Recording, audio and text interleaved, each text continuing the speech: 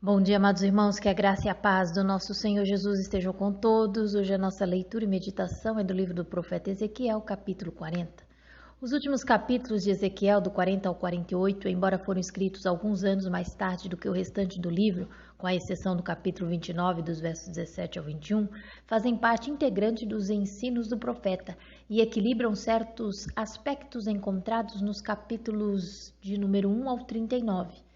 De acordo com John Taylor, é especialmente apropriado que o livro terminasse conforme começou, com uma visão. Os capítulos de 1 ao 3 apresentam Ezequiel e a visão de Deus visitando seu povo no exílio. Os capítulos 40 ao 48 apresentam Ezequiel e a visão de Deus voltando a habitar no meio do seu povo, agora restaurado e restabelecido na sua própria terra. Na sua visão, Ezequiel é transportado para um alto monte perto da cidade santa, refere-se provavelmente ao Monte Sião, e ali encontra um personagem angelical que o acompanha por toda a área do templo, medindo tudo com uma vara de medida de construtor. Versos 2 e 3. Em visões de Deus, ele me levou a Israel e me pôs num monte muito alto, em cujo lado sul estavam alguns prédios que tinham a aparência de uma cidade.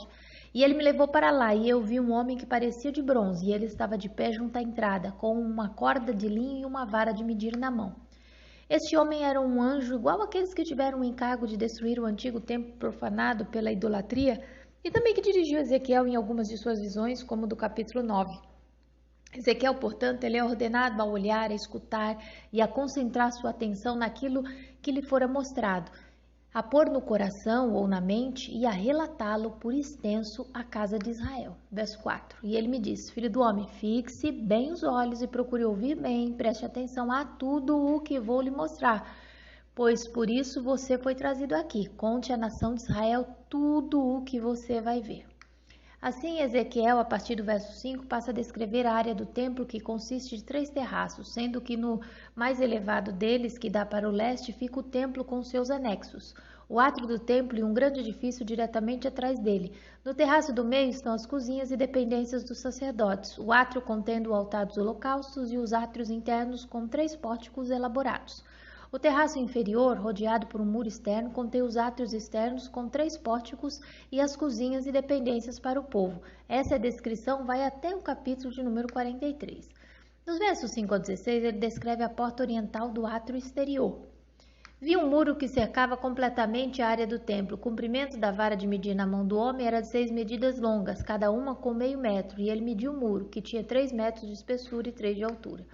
Ezequiel está usando o côvado longo para todas as suas medidas, isto é, aproximadamente 52,1 cm, em contraste com o côvado costumário de 44,5 cm. A cana de medida do anjo teria, portanto, 3,13 metros de comprimento, e esta seria a espessura e a altura do muro sólido que cercava a área do templo, demarcando de modo eficaz os limites entre o sagrado e o mundo secular lá fora. A porta aqui descrita tem semelhanças interessantes com a porta de Salomão da cidade de Megido, com suas 3 reentrâncias ou câmaras da guarda, a cada lado da entrada.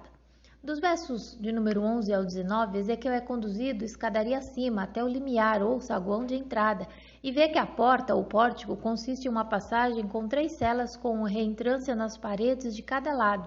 Na outra extremidade há outro saguão da entrada que leva a outro vestíbulo espaçoso, de 8,20 côvados de tamanho, que por sua vez dá abertura para o átrio exterior do templo, construídas encostadas ao muro ao redor do átrio exterior e voltadas para dentro, para uma área pavimentada. O pavimento inferior, conforme o verso 18, em contraste com o pavimento superior do átrio interior, havia 30 câmaras, conforme o verso 17.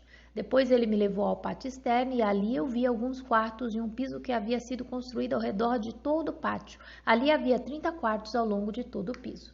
Provavelmente estavam dispostas em 3 grupos de 10 contra os muros setentrional, oriental e meridional, com as portas dividindo os 10 em 2 grupos de 5. Seu emprego não é descrito, mas quase certamente teriam servido ou para os adoradores ou para os levitas de plantão. A medida de 100 côvados do verso 19 representa a distância entre a parte mais interior da porta externa e o limiar da porta correspondente que dá para o átrio interior.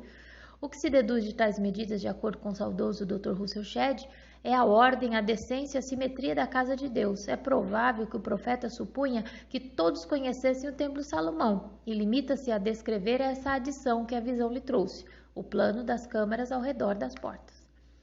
Os versos de número 20 ao 27 descrevem as outras duas portas do átrio exterior. Esses versículos indicam que as portas no muro setentrional e meridional do átrio exterior da área do templo seguiam um padrão idêntico à porta oriental já descrita no do verso 7 ao 16. Nada acrescenta ao nosso conhecimento, senão que chegava-se até elas por 7 degraus, de acordo com o verso 22 e 26. Cifra essa que é omitida pelo texto hebraico do verso 5. Isso indica que a área do templo é concebida como sendo uma enorme área levantada, construída acima do nível do terreno em derredor.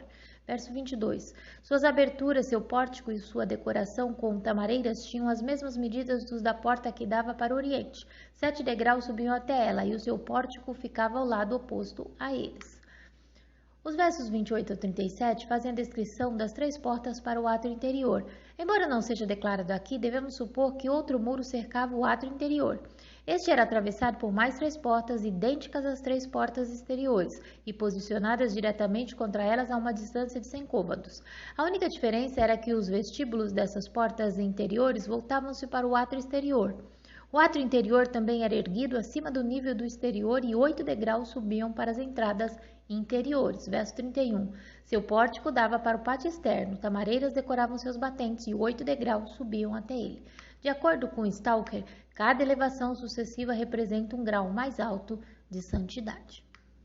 Os versos 38 ao 43 descrevem o equipamento para o sacrifício. Não fica claro se as mesas para o sacrifício aqui referidas estavam no vestíbulo da porta oriental ou da porta interior setentrional.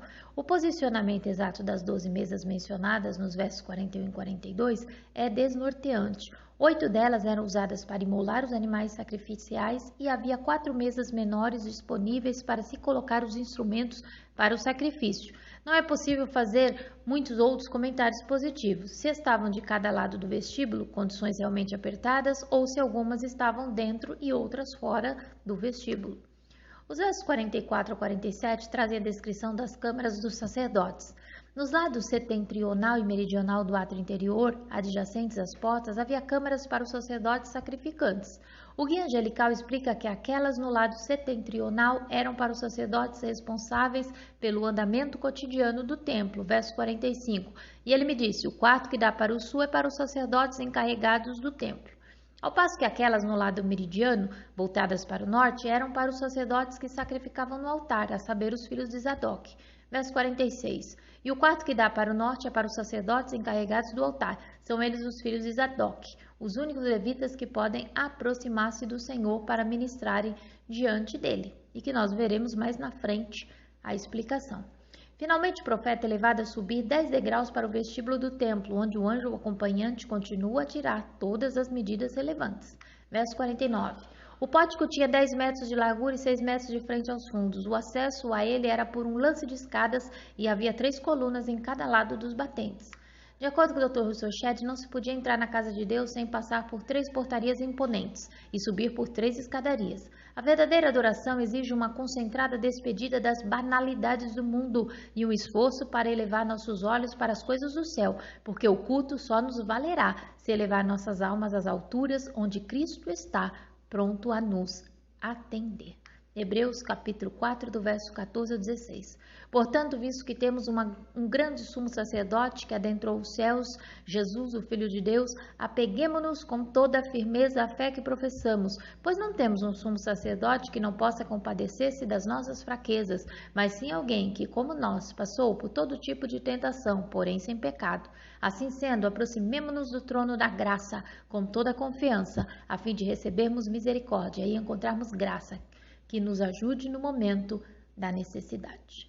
Que Jesus os abençoe e até amanhã, se Deus quiser, com os capítulos 41 e 42 do livro do profeta Ezequiel.